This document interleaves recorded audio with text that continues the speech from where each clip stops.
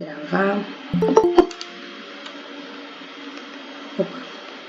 Pediram autorização, não entrava.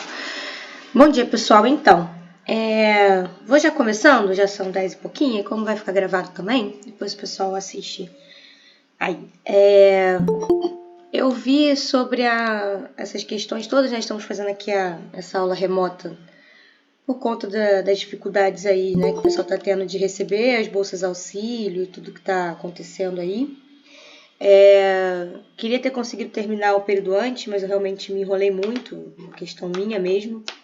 Acabei não conseguindo dar uma das aulas para vocês e adiantar o período. E aí eu acho que a forma melhor que eu achei para a gente poder fazer vai ser fazer uma prova, a nossa segunda prova, né, uma segunda avaliação, de forma remota para a semana que vem, tá? Não queria que fosse semana que vem, porque a gente está tentando adiantar ao máximo, né, esse recesso. Mas sendo de forma remota, imagino que vai ser mais viável para todo mundo de fazer, né? Outros professores parecem que estão fazendo esse tipo de conduta também. Bom, se alguém quiser falar alguma coisa, tá, pessoal? Fique à vontade, abra o microfone aí ou fale aqui no chat o que vocês acham. Mas a minha ideia é essa, fazer uma prova remota para vocês. Vai ter um formato um pouquinho diferente do que seria uma prova presencial, né? Eu vou fazer algumas questões mais elaboradas que vocês possam colocar ali, né? Informações, realmente mostrar aí que vocês estão sabendo ali do conteúdo. Mas não é para ser nada muito complexo, não, assim, né? E é para dar um tempo para vocês fazerem também, porque eu sei que devem ter outras atividades, né? Outras disciplinas que devem estar fazendo algo parecido, então se todo mundo pedir ao mesmo tempo, né, fica inviável. Então a minha ideia era que eu passasse para vocês esse trabalho na segunda-feira e vocês entregassem ao longo da semana, né? Até o final, até sexta-feira, vamos dizer assim, alguma coisa assim. E o ED2, né, que a gente vai conversar hoje também sobre ele, também deve ser entregue na data que a gente já tinha combinado. Não vamos mudar isso, vamos deixar como estava antes. Mas eu imagino que ele, como vocês tiveram mais tempo e eu vou ajudar vocês aqui hoje também tirando dúvidas, vai ser mais tranquilo.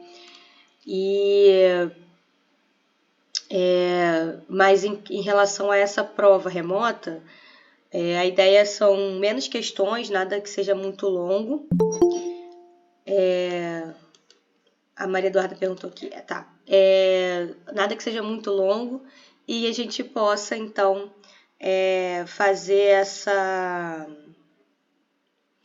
por menos tempo, né? Já que eu vou dar alguns dias para vocês fazerem. E, bom, o ED eu sempre tiro dúvidas de vocês em relação e tudo mais. O ED é mais para ajudar vocês a estudarem mesmo, não é uma questão de ser uma avaliação nesse sentido. É mais para direcionar o estudo mesmo, trazer aí uma ajuda para vocês na pontuação. Mas aí, para dar uma ideia mais de prova, essa prova remota, embora ela seja uma prova bem conjunta mesmo, né? Porque vai ser uma prova para todo mundo, e para vocês fazerem também em conjunto, né? Com consulta, obviamente, e tudo isso. Mas eu não vou tirar as dúvidas especificamente dessa prova. Aí eu estava pensando em fazer dessa forma. Claro, tirar dúvidas de conteúdo, sim, mas não das questões em si, tá? E a Maria Eduarda perguntou se as respostas serão feitas em uma folha de papel enviadas por PDF, porque tem questões com cálculos também. Então, a minha ideia era fazer um determinado formato. O formato em si, Maria Eduarda, eu ainda não está afirmado na minha cabeça. Eu estou com algumas ideias, mas eu quero montar isso amanhã, né, e nesse final de semana para enviar para vocês na segunda. E aí vou ver o formato que fique mais compatível. Se der para a gente fazer, por exemplo, alguma coisa que dê para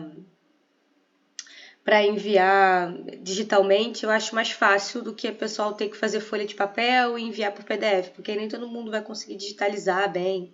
Eu imagino que tem essa dificuldade. Então, eu queria alguma coisa que desse para vocês escreverem realmente, né, e escreverem digitalmente, né, digitarem, no caso. Né, e claro, vocês vão ter os seus rascunhos aí para fazer os cálculos, mas trazer as respostas de forma mais discursiva mesmo, tá? Para a gente poder evitar essa questão de pegar a folha de papel e ter que digitalizar para enviar. tá? Porque eu acho que isso vai dificultar para algumas pessoas, ok? Mas aí eu mando para vocês esse formato de como é que vai ser, tá? Normalmente é muito ruim que seja um envio para o e-mail, porque dá muito problema, né? Então a minha tendência maior é fazer alguma plataforma parecida com o Google Forms, tá? Ou a ideia do Google Forms mesmo, tá? E vocês responderem por lá, porque aí é um canal único e dali vocês podem enviar, né, as respostas e funciona bem. É um lugar que funciona melhor do que se a gente tiver esse envio aí de PDFs, tá? Então seria mais ou menos isso. E ok? E aí trago mais informações para vocês amanhã. Até amanhã eu trago mais informações e na segunda-feira eu envio esse trabalho para vocês, tá bom? Então fica combinado assim, então. Se alguém quiser falar mais alguma coisa, pode ficar à vontade, tá?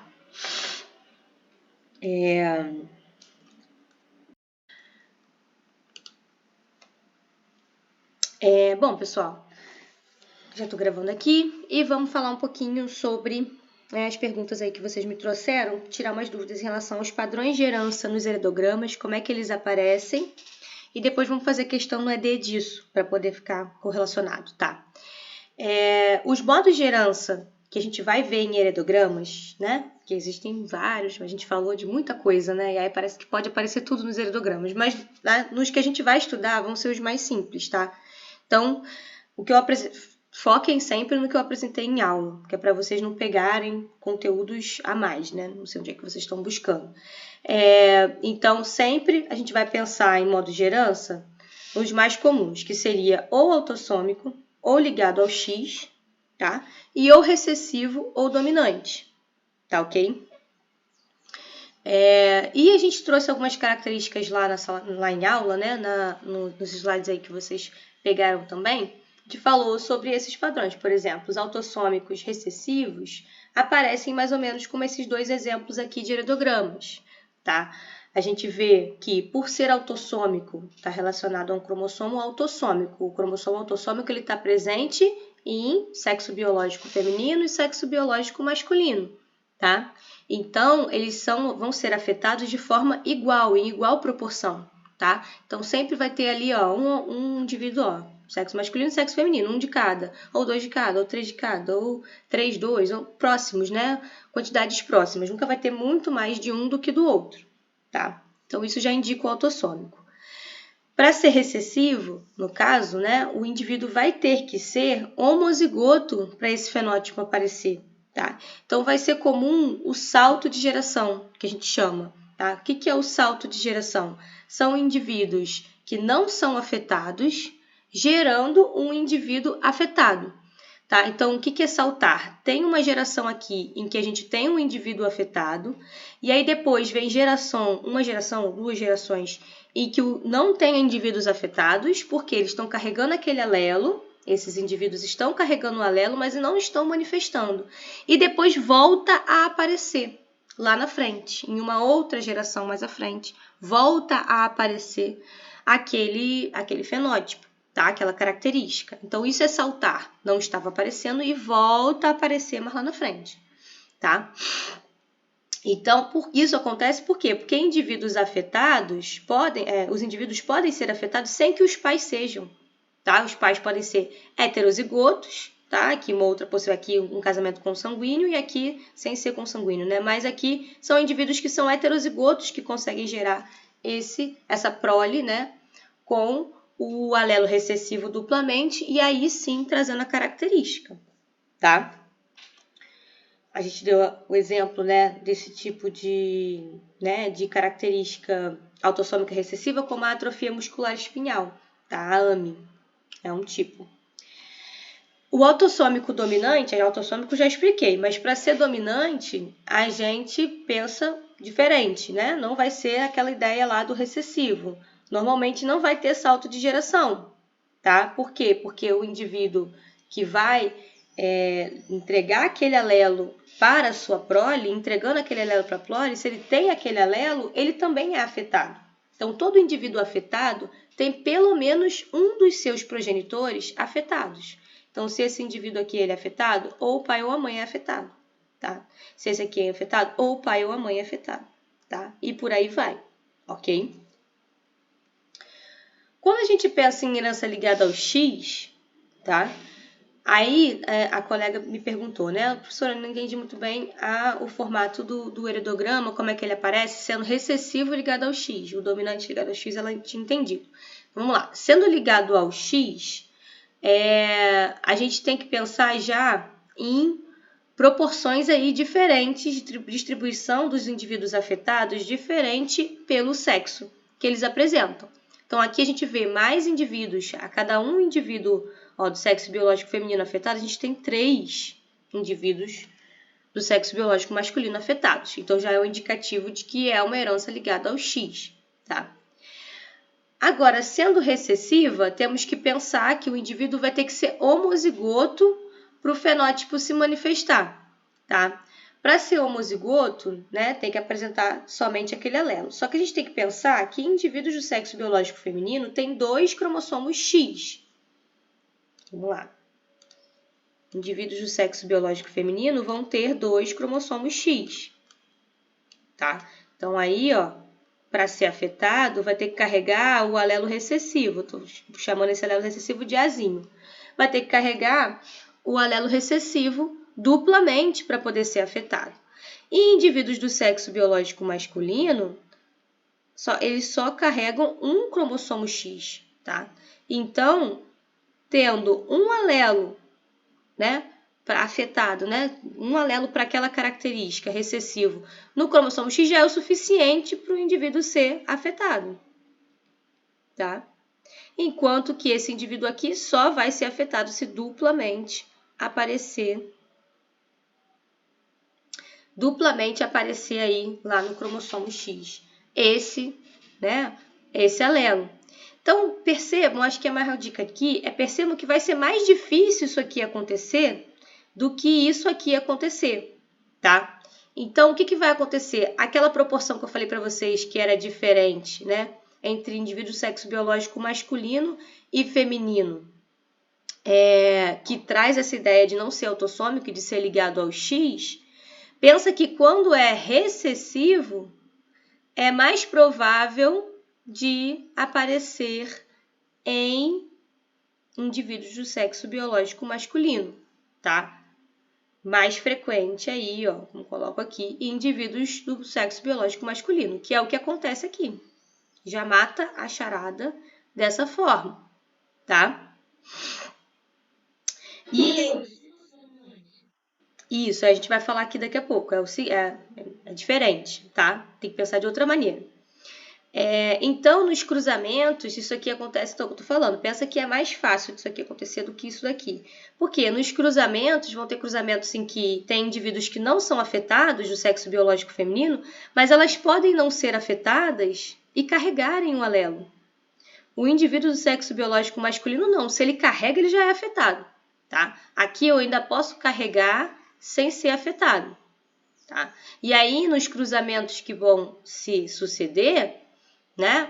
Nos indivíduos aí, se eu pego um indivíduo que seja normal, do sexo biológico masculino, cruzando com um indivíduo que seja portador apenas, então, veja, ambos sendo normais, divisão normal, por exemplo, se for do autonismo, a gente está falando, ou da característica que seja, ainda dá para nascer um indivíduo do sexo biológico masculino apenas afetado. Tá? Esses tipos de cruzamento aqui.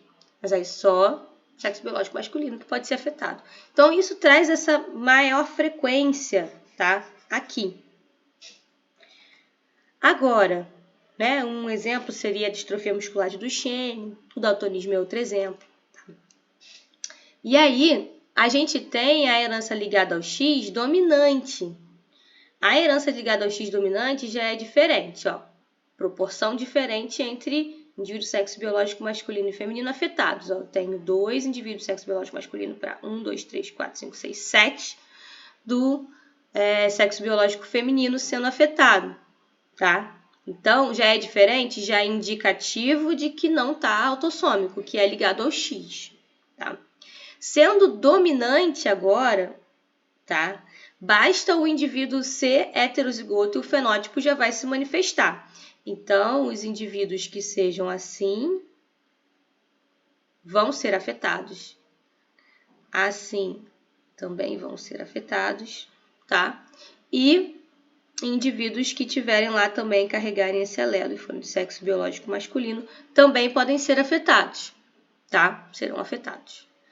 E aí você pensa, né? Um indivíduo que seja afetado do sexo biológico masculino aqui, ao ter um cruzamento com outro indivíduo aqui, qualquer que seja, pode até não ser afetado, se ele doar o cromossomo X, que culmina, né, o que resulta em um indivíduo do sexo biológico feminino, necessariamente esse indivíduo vai ser afetado sim, tá? Porque vai receber um cromossomo X com o azinho. O azão, desculpa. Com o azão, que traz essa característica, tá? Então, veja aqui, ó, esse indivíduo aqui, ele é afetado, tá? E aí, todas as filhas desse indivíduo também são afetadas. Todas. Porque receberam esse cromossomo X com o alelo azão, tá? Aqui, por exemplo. Então, ela é mais frequente em mulheres, tá? Como está mostrando aqui, indivíduo do sexo biológico feminino, tá? Aí já dá essa diferença entre o recessivo e o dominante ligado ao X. Deu para entender? Um exemplo seria a hipofosfatemia genética, tá?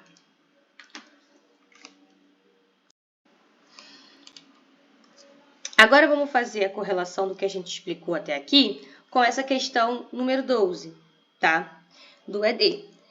Nessa questão número 12 do ED2, a gente justamente fala sobre um heredograma, estamos vendo aqui um heredograma, um exemplo de heredograma, né, em que ele fala, a seguir apresenta um caso familiar, tá, e não familiar, de daltonismo, que é uma herança determinada por um alelo recessivo ligado ao X, ó, localizado no cromossomo X. Então, vamos dar uma olhadinha primeiro nesse heredograma aqui, olha. Já nós vemos que, tudo bem que ele é muito pequenininho, mas ok.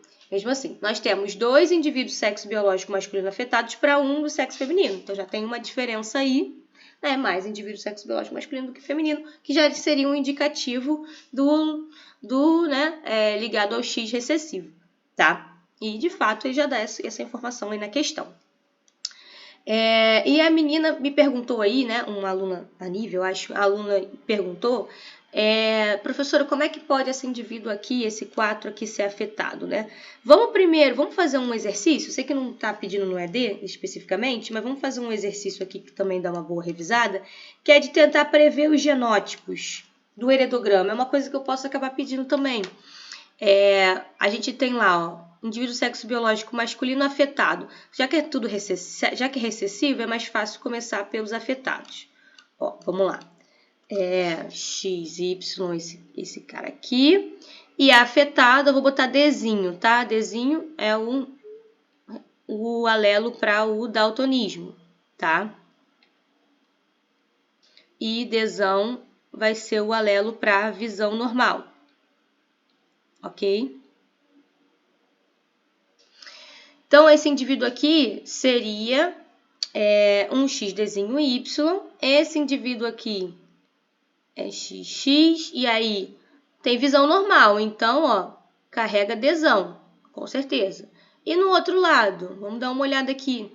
Primeiro, para a gente poder ter certeza. Bom, na prole, nós temos um indivíduo do sexo biológico masculino que é afetado. Então, isso quer dizer que recebeu do pai o cromossomo Y e da mãe um cromossomo X afetado. Então, essa mãe aqui tem um cromossomo X afetado, com certeza. Mas tem visão normal, então tem um cromossomo X com Dzão, tá? Esse indivíduo aqui é normal, então ele só pode ser com esse genótipo aqui, Dzão, tá? Nossa, esse D ficou uma coisa maravilhosa, só que não. Ih, não quer funcionar, tá?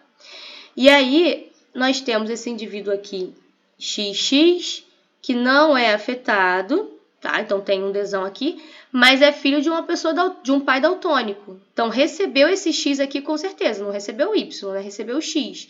Então, recebeu um Dzinho aqui com certeza. Toda filha de um indivíduo afetado, de um pai afetado, vai ser minimamente portadora, vai receber esse alelo. E esse indivíduo aqui, ó, que é afetado, ela recebeu com certeza, né, do pai recebeu um XDzinho e acabou por receber da mãe o X também afetado, tá? É possível, então, esse genótipo aqui é possível de acontecer, assim como esses demais aqui, tá? Beleza? E aí vem a pergunta, que é, né, perguntando se a mulher indivíduo dos 2,4 se casa com um homem de visão normal, qual a chance desse casal gerar uma criança daltônica? Vamos fazer isso já já, só porque tem pessoal aqui pedindo para entrar, peraí. Então, agora que a gente chegou nos genótipos, fica mais fácil da gente seguir com a pergunta. Está perguntando em relação à mulher 2,4, ó, 2, aqui é a geração 2, número 4, tá? Não esqueçam disso. Então, a 2,4 tem qual genótipo? A gente já chegou à conclusão do genótipo dela. XDzinho, XDzinho. E aí, ele está perguntando em um cruzamento desse indivíduo com um homem de visão normal. Homem de visão normal necessariamente tem qual genótipo? XDzão, de visão normal, e Y. Tá? Então, é esse cruzamento aqui que a gente tem que fazer. Esse indivíduo aqui pode doar quais alelos? Só tem um alelo para doar, só pode doar XDzinho. Esse indivíduo, né, só pode ou vai doar um cromossomo XDzinho ou um outro XDzinho, que é a mesma coisa, né? E esse indivíduo aqui pode doar o XDzão ou pode doar o Y, né? Então, a gente faz um quadrinho de Punnett, que facilita, ó. Esse indivíduo aqui doando o XDzinho e esse indivíduo aqui doando o XDzão ou o Y.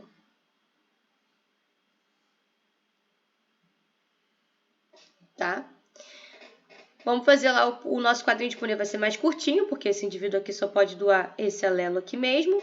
Então, ó, vamos lá. XDzão, XDzinho e XDzinho com Y. XDzinho com Y, tá? Então, são essas duas possibilidades, tá?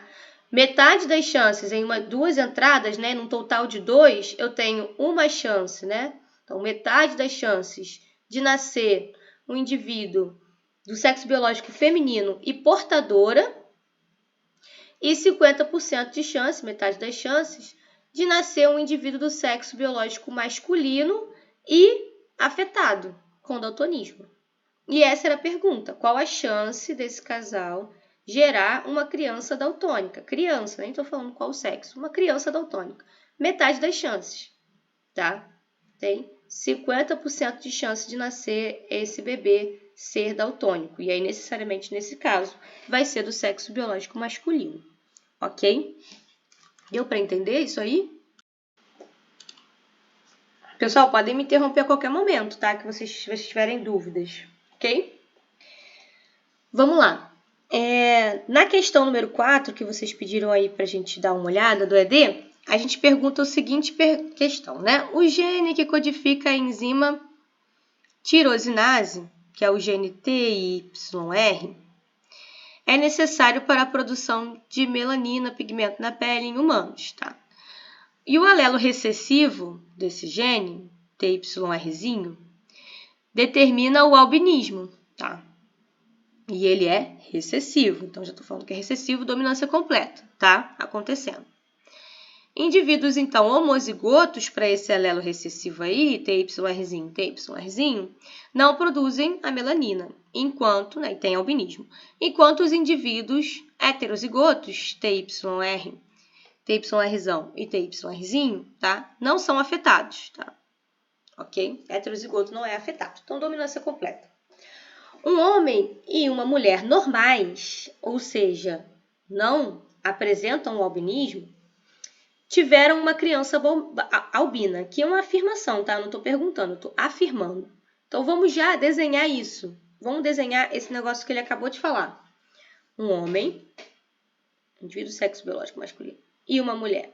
Aqui, né, não tem albinismo, tá? Se eles não têm albinismo, obrigatoriamente eles vão ter um alelo desse aqui. Minimamente, um alelo TYRzão. E esse indivíduo aqui também vai ter pelo menos um TYRzão. Qual vai ser o outro alelo? Aí a gente vai ver se vai ter duplamente isso ou não. Mas eu disse que num cruzamento entre eles nasceu uma criança albina, que era então TYRzinho, TYRzinho. Tá? Então, se essa criança era albina, ela necessariamente recebeu 2 alelos recessivos. De onde vieram esses alelos? Um veio do pai, outro veio da mãe.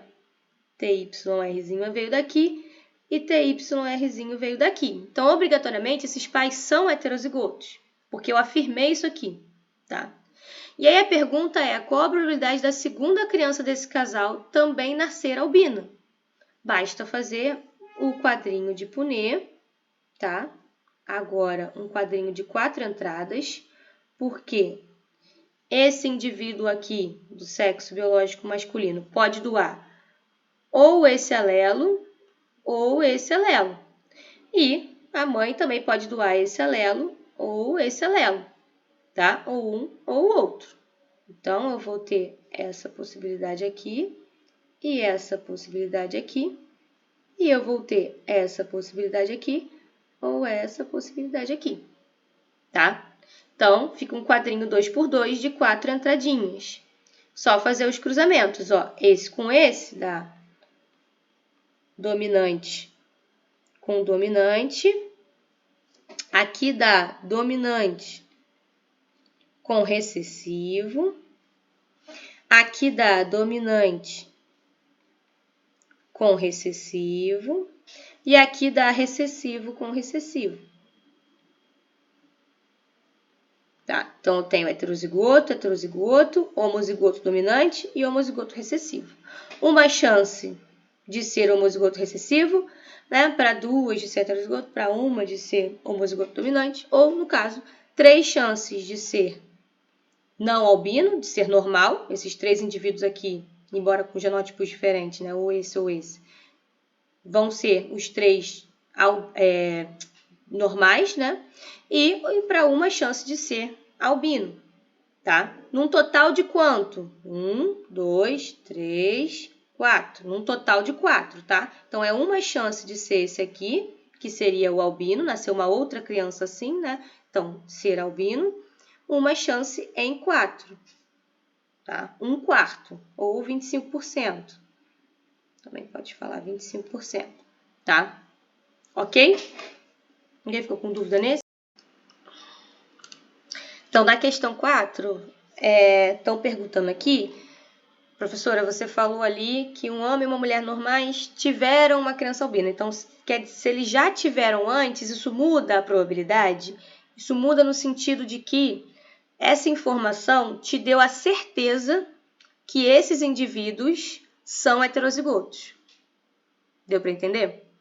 Então, se eu já disse que tem uma criança albina que nasceu de pais normais, esses pais obrigatoriamente são heterozigotos, tá? Eu não preciso pensar na possibilidade deles serem, eles são, tá? Agora, se eu não tivesse falado isso, se eu pegasse essa questão igualzinha como tá, só que eu só falasse, olha, qual a probabilidade de uma criança nascer de um casal que é normal, tá? Um casal que é normal, e eu não desse nenhuma informação. Então, o que a gente poderia dizer sobre esse casal? A gente poderia dizer que eles têm um alelo dominante, tá? Mas eu não tenho como dizer se eles são homozigotos dominantes ou se eles são heterozigotos, tá? Para eles terem uma criança, né, ter um cruzamento e uma criança nascer albina, os dois têm que estar carregando o alelo, os dois têm que ser heterozigotos. tá? Então, para eu calcular a chance deles serem heterozigotos, eu vou ter que te dar mais informações. Não posso perguntar assim do nada. Porque eu tenho que te dar mais informações para você poder calcular essa chance, tá? A não ser que você fizesse um cálculo aí populacional. Qual é a chance de aparecer uma pessoa? Eu tenho que te dar pelo menos, não sei quem me perguntou, mas eu tenho que te dar pelo menos um heredograma para te dar o histórico familiar dessa pessoa, para você calcular qual é a chance desses indivíduos, desse pai e dessa mãe, serem heterozigotos. Deu para entender? E aí, se eu não der essa certeza, eu vou te dar um histórico familiar. Vou falar, eu pego o indivíduo tal e o indivíduo tal, e eles cruzando, eu quero que dê qual a chance de dar uma criança ali albina. Bom, dentro do histórico familiar, eu sei que esse indivíduo pode ser, mas a chance dele ser é tanta. E aí a chance da mãe ser é tanta, do pai ser é tanto. E aí depois a chance dos cruzamentos entre os dois, que é de 1/4, a gente já viu. E aí eu vou ter que multiplicar essas probabilidades, como a gente fez em sala, lembra? Tem um exemplo que a gente fez em sala, que foi um pouquinho parecido com isso.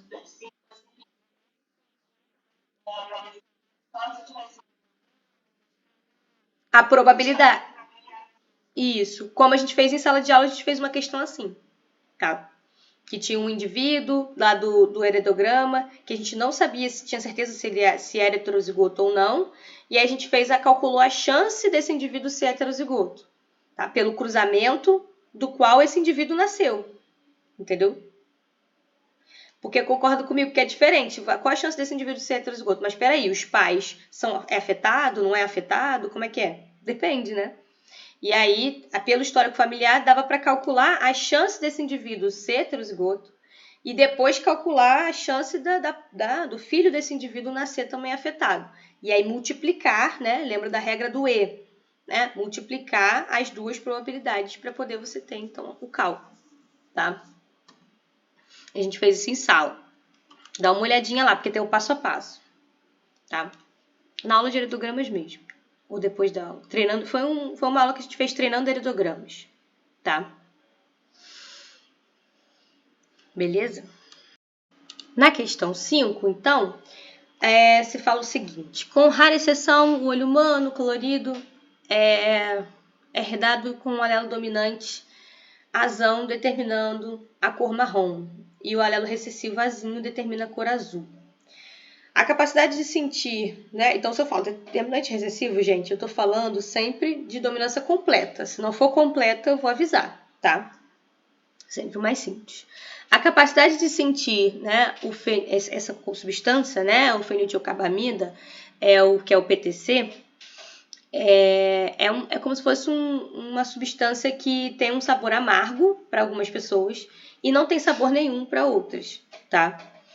E daí depende de um genoma, né? Do genoma desse provador. Então depende de um gene, né? Que determina lá, tem um alelo que é dominante, que é o Bzão, que faz com que o indivíduo seja capaz de sentir esse sabor amargo. E o alelo recessivo, o Bzinho, então quando o indivíduo é Bzinho, ele não consegue sentir esse sabor do PTC, tá? E aí, eu tô falando de 2 genes e 2 características, tá? Separadas. Então, tem cada gene responsável pela sua característica. Eles juntos não fazem nada, são separados, tá?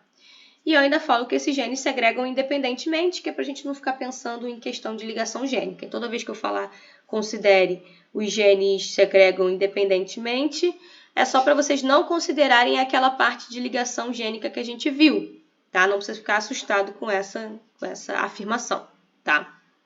É só para vocês terem essa certeza e não achar que isso vai influenciar. E aí, qual a probabilidade de um casal, ambos com o genótipo azão, azinho, bezão, bezinho, um casal com esse genótipo aqui para o gene A e esse genótipo aqui para o gene B. Tá falando do genótipo do gene A e do gene B. Gene A, gene B, tá? Ter uma criança com olhos azuis. Então, desse cruzamento aqui, eu quero saber qual a chance de nascer com olhos azuis, portanto, azinho, azinho, né? A gente viu que a cor azul é o alelo recessivo, então duplamente tem que estar presente. Então, nasceu uma criança azinho, azinho, E seja capaz de sentir o PTC. Para ser capaz de sentir o PTC, tem que ter o alelo Bzão. Um deles já é o suficiente para isso. Então, pode ser Bzão, Bzinho, ou Bzão, Bzão, tá? Então, Bzão, alguma coisa, tá? Sendo um ou outro, é o que ele está perguntando aqui. E também perguntei qual a probabilidade desse casal ter uma criança com olhos azuis, azinho também, e incapaz de sentir o PTC. Para ser incapaz, tem que ser Bzinho duplamente. Tá? Então, qual a chance disso daqui e qual a chance disso aqui acontecer dentro desse cruzamento? Então, aqui é muito simples. É basicamente fazer o quadrinho de Punnett, só que é um quadrinho de Punnett um pouquinho maior, né? Que é o quadrinho de Punnett para esses dois genes, tá? Em conjunto. Existe mais de uma forma de fazer isso daqui, mas, enfim, eu considero mais fácil já fazer direto o quadrinho, tá? O quadrinho grande mesmo. Mas vocês podem fazer da forma que vocês acharem mais simples. Pensando que esse indivíduo aqui, para fazer o quadrinho, tem que pensar em quais alelos ele vai doar, né? Quais gametas ele pode formar. Ele pode formar o azão junto com o Bzão, ele pode formar o azão junto com o Bzinho, ele pode formar o azinho junto com o Bzão e ele pode formar o azinho junto com o Bzinho, tá? Então, tem essas 4 possibilidades de gametas, tá? Não se esqueça disso. A mesma coisa o outro indivíduo que vai participar do cruzamento. Também tem essas 4 possibilidades de gametas. Azão com Bzinho, azinho com Bzão e azinho com Bzinho. Então, aí você vai fazer lá o seu quadro. Opa, que é difícil usar isso aqui.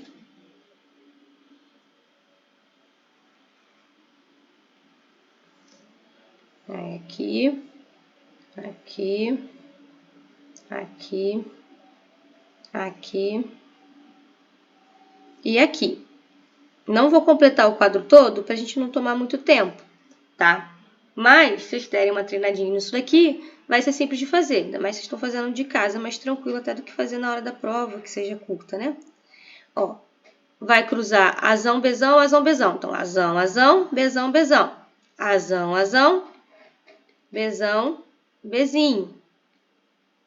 E por aí vai. Completem todo o quadro, tá? Vão completando todo o quadro. Esse quadro, ele é um 4 por 4. Ele tem 16 entradas no total, tá? E depois que vocês fizerem isso tudo, vocês vão ver que dessas 16 entradas, 9 vão ter esse genótipo aqui, azão alguma coisa, Bzão alguma coisa. 3 vão ter azinho, azinho, Bzão alguma coisa. 3 vão ter azão alguma coisa, Bzinho, Bzinho. E 1 vai ter azinho, azinho, Bzinho, Bzinho. Então, sempre vai ter 9 com pelo menos um alelo dominante para cada um dos dois genes. Vão ter 3 entradas em que vai ser recessivo para um gene e pelo menos um dominante para outro gene. 3 que vão ter recessivo para aquele outro gene, duplamente recessivo para aquele outro gene, e pelo menos um dominante para o gene A. E vai ter um que vai ser completamente recessivo, que é esse daqui do finalzinho aqui, que é quando cruza o azinho Bzinho com o azinho Bzinho, tá? Então, aqui a gente já tem, num total de 16, um vai ser esse genótipo aqui, que ele está pedindo. E num total de 16, 3 vão ter esse genótipo aqui. Tá? Em um total de 16. Então, 3 16avos e aqui 1 16avos. Tá? Esse é bem simples assim mesmo. É realmente o relembrar esse quadrinho aí de 2, né, para 2 genes. Bom, nessa questão aqui, o que a gente está falando? A gente está falando que uma planta produz rabanetes redondos. Então, uma planta que produz rabanetes redondos. Então, estamos falando da forma dos rabanetes, tá? Então, é essa característica que a gente está estudando. Não vai ser mais de uma característica, a gente vai estudar uma característica só a forma dos rabanetes. Então, a gente vai falar dos rabanetes redondos que foram cruzados, que são esses daqui, foram cruzados com uma, cruzados com uma outra planta, né, que tinha fenótipo diferente, tinha um rabanete alongado, tá? Esse daqui é alongado. Tá? E desse cruzamento, né, apareceram aí, teve um resultado, né, desse cruzamento, uma F1, que a gente está chamando aqui de F1, de 100% de rabanetes com um determinado fenótipo. Então, quando a gente cruza, lembra lá do Mendel, do mendelismo mesmo. Quando a gente cruza uma determinada característica com outra, tá, diferente, e desse cruzamento surge 100% de uma característica, né, lá na prole, né, a gente não está falando de um indivíduo, a gente está falando de uma prole com diversos indivíduos, tá? Mas 100%, todo mundo nasce dessa forma aqui do oval. Então, a gente já pensa que a gente está cruzando aqui indivíduos que são homozigotos, são linhagens puras, só tem um alelo para doar, esse cara aqui só doa alelo para alongado, e esse cara aqui só doa alelo para redondo. Ó. Alelo, vamos supor que o alelo para alongado é o A e o alelo para redondo é o R. Tá? Esse cara aqui só doa A e esse aqui só doa R. Tá? Por quê? Porque são, então, linhagens mais puras, são homozigotos. E na hora desse cruzamento, como deu sempre 100%, é por quê? Porque só recebeu daqui o mesmo alelo, o A, e daqui só recebeu o alelo R, por exemplo. E aí, eu poderia falar azão e azinho também, tá? Enfim. E aí, na junção, né, todo mundo vai receber o mesmo genótipo aqui, por isso que fica 100% com a mesma coisa, tá? E aí, esses caras aqui que receberam isso aqui, nesse caso, não tiveram nem o fenótipo alongado, nem o fenótipo redondo. Isso quer dizer o quê? Que esse alelo que esse cara doou não dominou sobre esse, e nem esse alelo dominou exatamente, completamente, sobre esse, tá? O que a gente teve foi um novo fenótipo formado quando a gente tem lá o heterozigoto. Então, esse resultado aqui de 100% aqui da prole, normalmente é porque deu 100% de heterozigoto, tá? Então, esse heterozigoto, ele é heterozigoto, mas não tem uma dominância de um alelo sobre o outro. O que acontece é que ele fica com um fenótipo, e aí a gente tem que observar bem o que está sendo falado, porque esse cara aqui é alongado, esse é redondo. E esse aqui, ó, ele tem um formato que é intermediário. Ele não é nem alongado nem redondo. Ele é oval, tá? Então, ele está com um fenótipo que é intermediário entre um e o outro. O heterozigoto está com esse fenótipo intermediário. A gente conversou disso em aula. A gente falou que esse é um tipo de relação entre alelo, né? Entre esses alelos. Não é uma dominância completa, mas é uma dominância incompleta ou parcial. Uma dominância incompleta ou parcial porque não é nenhum nem o outro. Nem a união dos dois, metade-metade, né? Ele é um fenótipo intermediário, um novo fenótipo, mas intermediário entre os dois, que é o formato é alongado. Desculpa, o formato é oval, ok? E aí, para poder matar essa charada ainda da dominância completa, a gente já poderia chegar a essa conclusão só pensando aqui. Mas para matar essa charada, fizeram um cruzamento entre F1 e F1, né, entre os ovais, e deu um resultado de 30 redondos, 62 ovais e 34 alongados. Veja bem que, se a gente fizer a razão aqui, se a gente pegar e dividir pelo menor número, tá, que é o 30, a gente vai ter 1 aqui, número 1. Aqui eu vou ter aproximadamente 2. E aqui eu vou ter aproximadamente 1. Então, eu tenho uma proporção fenotípica de 1 redondo para 2 ovais para 1 alongado, que é justamente a proporção fenotípica que a gente falou que a gente teria em dominância incompleta ou parcial, lá na aula. Só dá uma olhadinha na aula que vocês vão ver, que é de 1 para 2 para 1. Eu vou ter 1 homozigoto dominante para 2 heterozigotos para 1 homozigoto recessivo. Como o fenótipo entre esses três é diferente, eu vou ter uma proporção fenotípica de 1 para 2 para 1. Tá? Ok? Então, aqui eu pergunto, qual o tipo de relação entre esses alelos? Então, os tipos de relação entre alelos que existem, que a gente abordou. Dominância completa, dominância incompleta ou parcial, codominância, né? Vai vendo lá. A gente tem várias lá. E essa daqui, nesse caso, seria uma dominância incompleta ou parcial. Tá? Chegamos a essa conclusão. E aí eu falo para escrever os genótipos possíveis para os fenótipos redondo, alongado e oval. Tá? Quando o cara é redondo, qual genótipo ele vai ter? Quando o cara é alongado, qual genótipo ele vai ter? Quando o cara é oval, qual genótipo ele vai ter? O que é importante de falar aqui? Que o fenótipo intermediário, o tal do oval, vai ser o heterozigoto. Então, vocês podem escolher azão e azinho como alelo para determinar, mas bota que o azão, azinho vai ser o oval. O homozigoto para um alelo vai ser alongado e o homozigoto para o outro alelo vai ser redondo. Tá? Eu escolhi aqui, por exemplo, A e R, azão e Rzão, sei lá. E aí, azão é alongado, Rzão é redondo, e o azão, Rzão, que o cara que recebeu um alelo de um alelo do outro, que é heterozigoto, é que vai ser o oval. Tá? Mas pode usar a letra que vocês quiserem. Pode usar azão e azinho, pode usar quais vocês quiserem. Tá ok? Pode falar. Você falou que é dominância. Ou parcial. Tem esses dois nomes. Alguém tem alguma dúvida?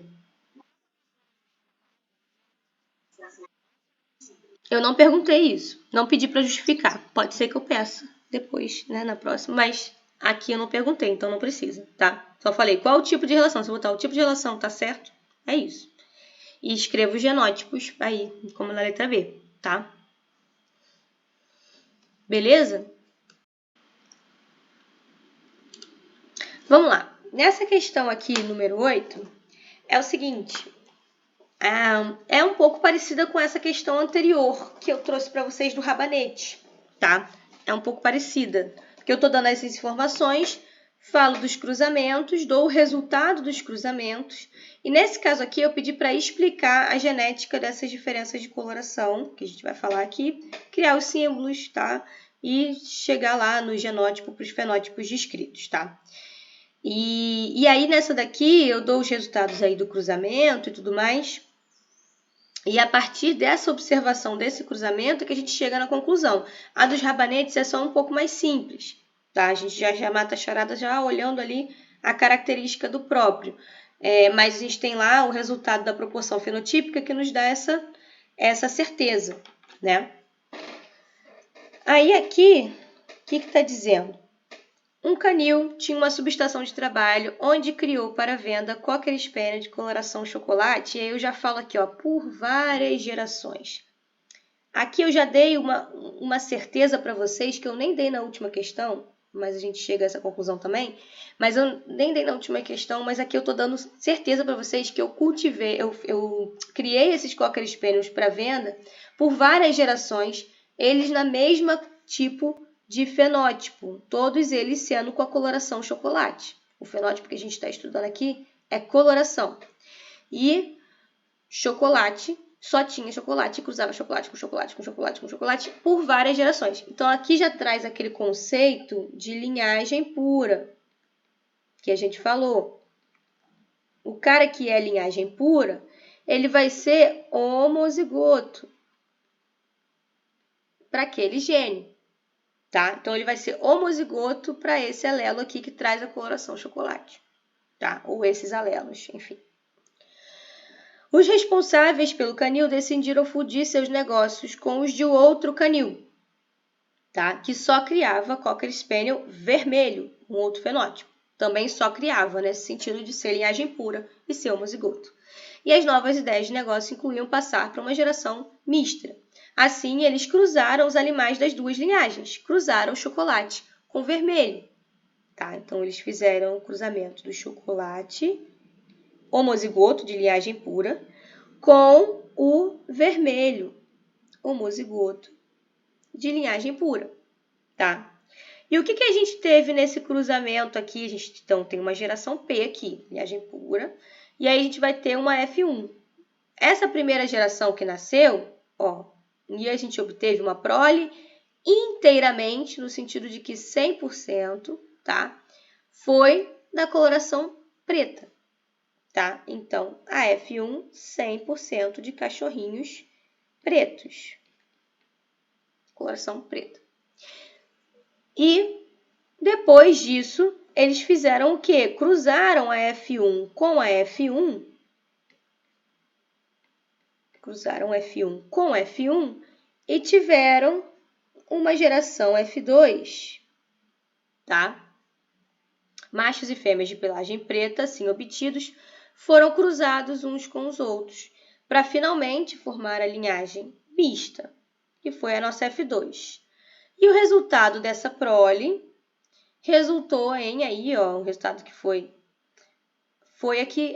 as várias proles reunidas desses cruzamentos, que resultaram em 195 cachorrinhos pretos, 70 vermelhos, 62 chocolates, tá?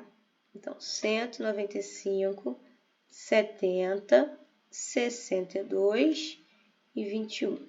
Então, aqui, pretos, vermelhos, chocolate e 21 foram de uma outra cor aqui, lima, tá? E aí, estou pedindo para explicar a genética dessa coloração. Então, vamos pensar aqui. A primeira coisa que a gente tem que pensar, igual lá no do rabanete, era pensar, bom, se eu tenho um gene que determina esse meu fenótipo, né, que eu estou analisando, essa característica que eu estou analisando da coloração, né? A gente pensou lá, sendo um gene, se for a gente tiver um cruzamento aqui, a gente forma um heterozigoto, a proporção fenotípica de 1 para 2 para 1 e cabe certinho lá na dominância completa. Então, um gene era responsável lá pelo formato lá do rabanete que a gente estava vendo na última questão. Aqui nessa questão é um pouco mais complexo, porque nenhuma das relações entre alelos, né, para um gene só, conseguem chegar nisso que a gente teve aqui para a coloração desses cachorrinhos, tá? Por quê? Qual foi? A gente teve um homozigoto, outro homozigoto cruzando e chegamos num heterozigoto, certo? E o cruzamento entre esses heterozigotos, se fosse para um gene só, vamos pensar aqui, se fosse para um gene só, se fosse um azão azinho aqui cruzando com um azão azinho aqui, não tem como chegar em 4 fenótipos distribuídos para essa proporção fenotípica aqui que está sendo colocada, tá? Qual que é a proporção fenotípica? É sempre bom chegar nela primeiro, ó. Se a gente fizer, de novo, a razão, dividir pelo menor número, dividir, então, todo mundo por 21, 21, divide por 21, divide por 21. Se eu dividir todo mundo por 21, eu vou ter o seguinte. Eu vou ter aproximadamente 9, aproximadamente 3 e aproximadamente 1. Tá? Então, eu vou ter uma proporção fenotípica de 9 para 3 para 3 para 1, tá? E isso é uma proporção fenotípica que não dá para explicar num cruzamento azão-azinho com azão-azinho. Não tem esse tipo de resultado. Ou eu vou ter 3 para 1, ou eu vou ter 1 para 2 para 1, né? Mas não vou ter 9 para 3 para 3 para 1, tá? Então, aqui eu não estou falando de um gene só, já é um indicativo, não estou falando de um gene só. Aqui eu já devo estar falando pelo menos de 2 genes. Nunca vou trazer para vocês exemplos de mais do que 2 genes, tá, gente? Porque a gente só viu interação entre 2 genes, tá? Então, aqui, para essa característica da coloração dos cachorrinhos, não é um gene só, são 2. Então, esse cara aqui, do cruzamento da F1, que a gente falou que era heterozigoto, ele não só é heterozigoto para um gene, como é heterozigoto para 2 genes, tá? Então, eles são heterozigotos para 2 genes. Então, na verdade, isso é fruto, essa F2, é fruto de um cruzamento de azão-azinho, bezão-bezinho com azão-azinho, bezão-bezinho. Aí sim eu consigo cair dentro dessa proporção fenotípica aqui, de 9 para 3 para 3 para 1. Eu vou ter 9 sendo azão alguma coisa, bezão alguma coisa, que nem a gente viu lá na outra questão, né, em que a gente tinha o cruzamento aí de híbridos. Vou ter 3 azinho, azinho, bezão alguma coisa. vou ter 3 Azão alguma coisa Bzinho, Bzinho, e vou ter 1 Azinho, Azinho, Bzinho, Bzinho. Tá? Então, isso quer dizer que eu tenho uma correlação da cor, ó, vai ser cor lima quando tiver recessivo para os 2 genes. Vai ser preto quando eu tiver minimamente um dominante para cada um dos 2 genes. Vai ser vermelho quando eu tiver, por exemplo, dominante para um gene, para o gene B, e recessivo para o outro. Vai ser chocolate quando eu tiver dominante para o gene A e recessivo para o gene B. E vai ser lima quando tiver recessivo para os 2. Tá? Então, é óbvio, né, que a gente pode colocar assim ou assim, né? Depende, né? Não tem diferença trocar esse por esse, né? Eles estão na mesma proporção aqui. Mas é importante que são 9 desse tipo, 3 desse e 1 desse aqui, homozigoto recessivo. Tá? Então, a gente consegue explicar trazendo que são 2 genes responsáveis por essa característica da coloração dos cachorrinhos. E esses 2 genes, eles interagem, né? São 2 genes responsáveis por uma característica só. Os 2 genes interagem para formar essa característica. Então, a gente tem uma interação gênica entre 2 genes, tá? E a proporção fenotípica de 9 para 3 para 3 para 1 traz o tipo de interação gênica. Lembra que a gente estudou alguns tipos de interação gênica? Uma delas tinha essa proporção fenotípica, que é a interação gênica do tipo não epistática, tá? Em que não tem epistasia acontecendo, não tem sobreposição de um alelo epistático em relação a outro. Tá? Então, aqui a gente tem uma interação do tipo não epistática. Então, essa é a justificativa. Trazer aí, explicar a genética. A genética dessas diferenças ela é responsável, né? Essa diferença de coloração é resultado de 2 genes que interagem numa forma de interação não epistática. Tá? Criar os símbolos, pode usar azão, bezinho, bezão, bezinho, como eu usei aqui. Pode usar, né, esses símbolos, ou o que vocês quiserem usar. E relacionar os fenótipos com os genótipos, que é justamente o que a gente fez aqui. Ó. Preto vai ser esse genótipo. Vermelho vai ser esse genótipo. Chocolate vai ser esse genótipo. E lima vai ser esse genótipo. E se alguém se perguntar, mas como é que chega em saber que é não epistática a interação? Por conta da proporção fenotípica. Ó, risquei aqui. Por conta da proporção fenotípica, tá? A proporção fenotípica de 9 para 3 para 3 para 1 é a interação gênica do tipo não epistática, tá? Vai ser azão, bezinho. Isso, aí vamos lá. Se eu pedir para os... Na verdade, aqui eu só pedi genótipo para os fenótipos descritos. Então, são 4 fenótipos descritos. Se vocês botarem isso daqui, já é o suficiente. Preto é isso, vermelho é aquilo, chocolate é aquilo, lima é aquilo. Mas a colega falou uma pergunta importante que eu posso acabar pedindo para vocês também. Ó. Se a gente voltar atrás, esse aqui é a F2. A F1 a gente já sabe que é duplo heterozigoto, então necessariamente vai ter que ser azão, azinho, bezão, bezinho. Ter chegado nesse cruzamento aqui. E os pais, né? E a minha geração P? O chocolate tem que ter esse genótipo aqui que eu coloquei. Azão alguma coisa, bezão, bezinho, bezinho, tá? Só que ele é linhagem pura. Se ele é linhagem pura, ele é obrigatoriamente azão, azão, bezinho, bezinho. Não é heterozigoto aqui, tá? E o vermelho é a mesma coisa. Ele vai ser azinho, azinho, bezão, bezão, tá? Desse cruzamento aqui com esse cara aqui, esse cara só tem como doar azão e bezinho, e esse cara aqui só tem como doar azinho e bezão. Por isso que dá 100% da prole azão, azinho, bezão, bezinho. Tá? Porque esse cara só tem esse gameta e esse aqui só tem esse tipo de gameta. Tá? Por isso que são linhagens puras, totalmente homozigotos. Beleza? Nada.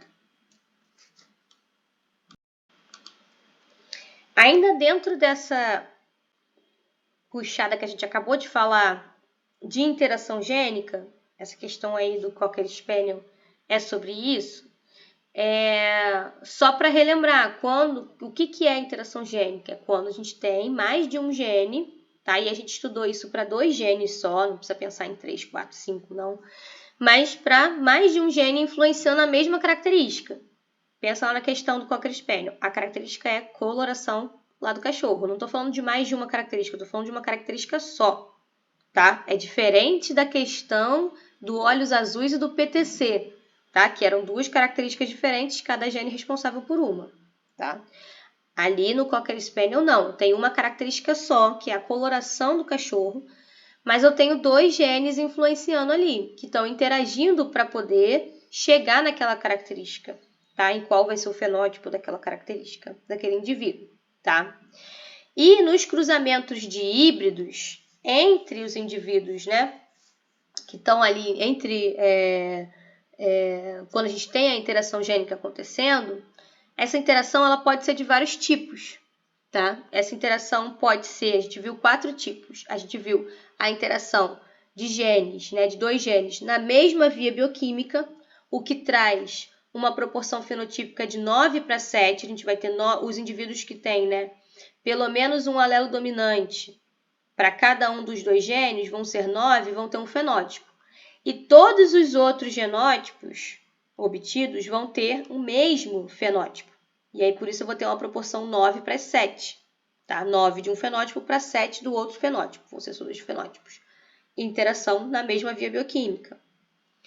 Aqui, a interação não epistática foi esse exemplo que a gente acabou de ver aí na questão da coloração lá do Cocker Spaniel. Proporção fenotípica de 9:3 para 3:1. Os indivíduos com esse genótipo aqui vão ter um fenótipo. Os indivíduos que têm esse genótipo aqui vão ter outro fenótipo.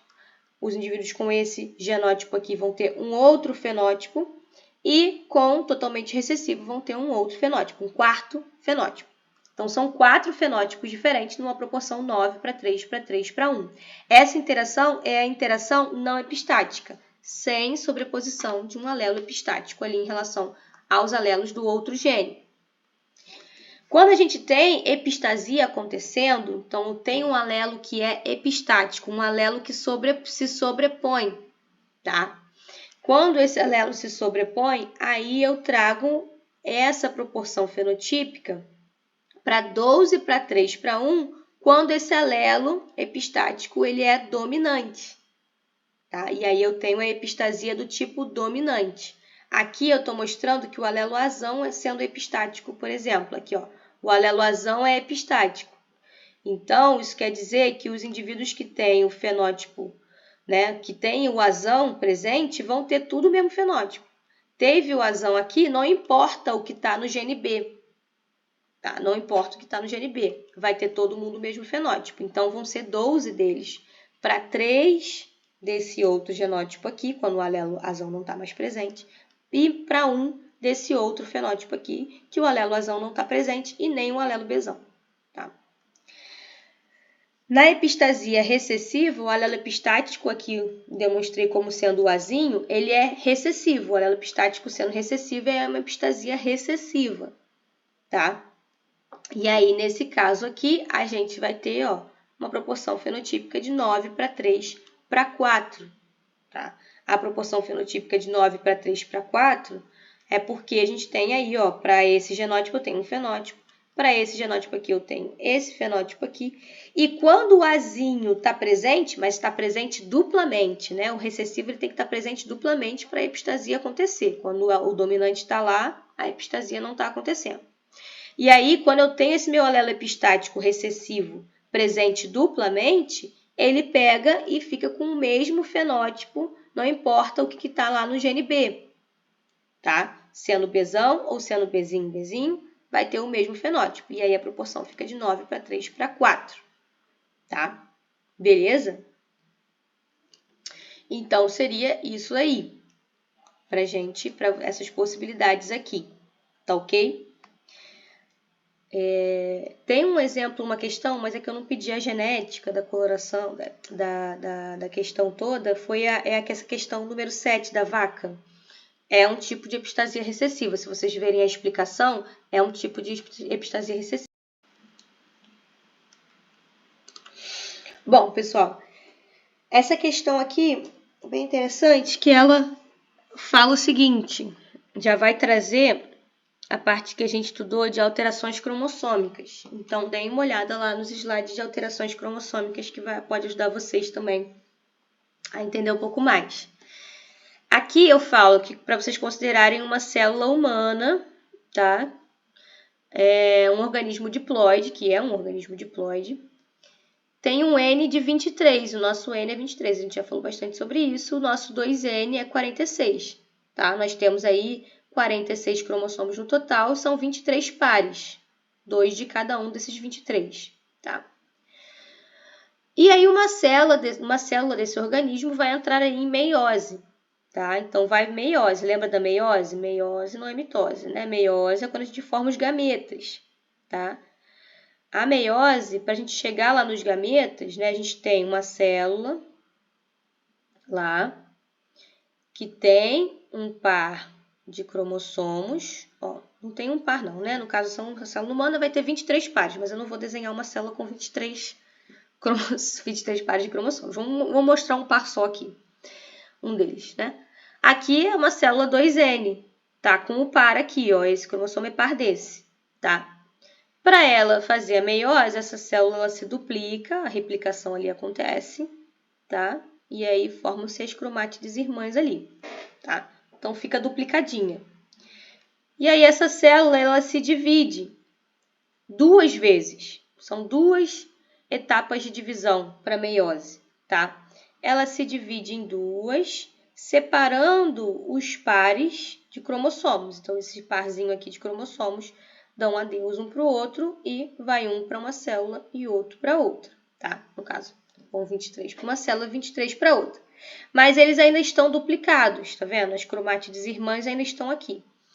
E aí, depois tem uma segunda etapa de divisão em que eu formo os 4 gametas resultante dessa célula aqui inicial.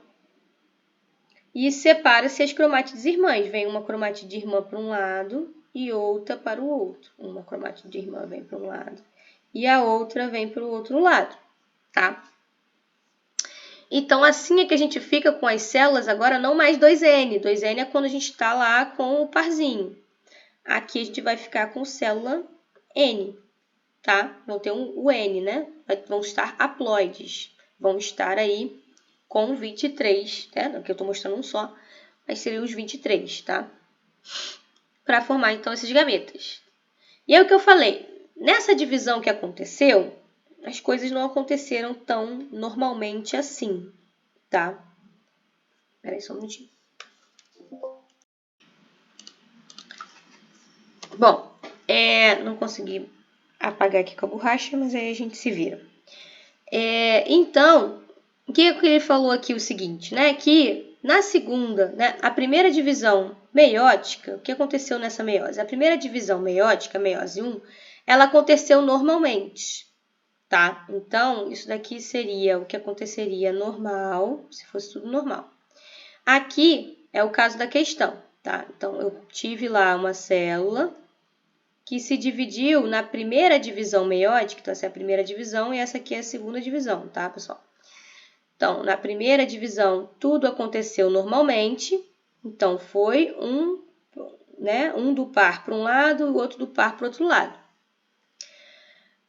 Porém, na segunda divisão meiótica, que é essa daqui, tá? Ocorreu uma não disjunção. O que é disjunção, pessoal? Não separação, né? Das cromátides em um dos cromossomos, aqui eu estou representando um só, mas lembra que são 23, né? Então, um dos cromossomos lá, aconteceu essa não disjunção, tá? Em uma das células somente. Então, como na primeira divisão eu formo 2 células, ele está falando que aconteceu para uma só, tá? Então, vamos supor que para essa célula aqui, tudo aconteceu normal. Então, normal quer dizer que eu formei lá o meu gameta, cada um com o seu cromossomozinho lá. Para essa célula aqui, deu ruim, deu problema. Deu uma não separação. Aqui, eu trouxe as 2 cromátides para um lado, não separou. E nenhuma para o outro. De um dos pares, tá? Eu estou mostrando esse par que deu esse problema. Os outros 22 pares deu tudo certo, tá? Então, o que a gente vai ter de resultado? Aqui, quando tudo acontece normalmente, eu teria o meu valor de n, né? Certinho. Qual é o meu valor de n que eu dei aqui na questão? 23. No final, eu vou ter 4 gametas, cada um com 23, se tudo acontecer normal, nas duas divisões. Aqui, aconteceu tudo normal para esses dois. Então, aqui eu tive 23, aqui eu tive 23. Aqui eu tive a não disjunção aconteceu para formar esses dois gametas. Então, quer dizer que esse gameta aqui recebeu um a mais, que seria o quê? 23 mais 1. E aqui eu recebi um a menos, 23 menos 1. Tá? 23 mais 1 é quanto? 24. 23 menos 1 é quanto? 22. Né? Certo? Então, é justamente o que ele está perguntando. Os 4 gametas resultantes da meiose terão o seguinte número de cromossomos.